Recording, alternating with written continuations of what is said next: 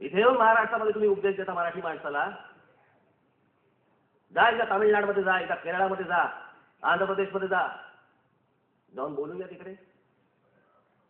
तिथे ज्यावेळेला जातात त्यावेळेला इंग्रजी भाषेमध्ये भाषण करतात.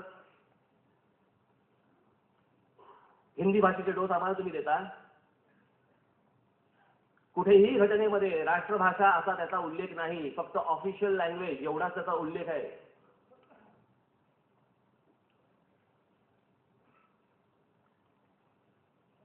महाराष्ट्र बोलल्यानंतर सगळ्यांच्या पोटात दुखायला लागतं, बाकी इतर राज्यांना हे डोस देणार नाहीत.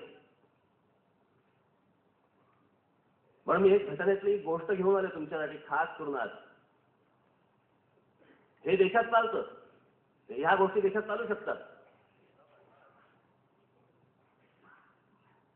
The official language use for official purpose of the union, याचे हा रूल आहे 1976 सालचा. त्याच्यावरती अमेंडमेंट झाली आहे ह्याला 1987 साली.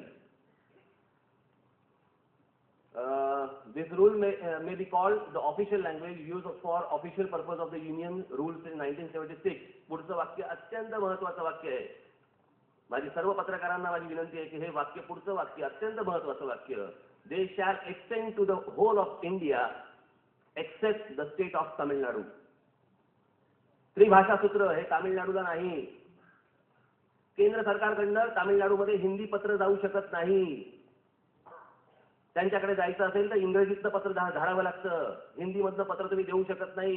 या बाकीच्या राज्यांमध्ये जाऊन ह्याला कोणी उपदेश करणार नाही. येणार तो आमच्याच फक्त महाराष्ट्रामध्ये येणार, कारण आमचे बुलचट ना, आमचे हरामखोर, म्हणून हे सगळं होतंय.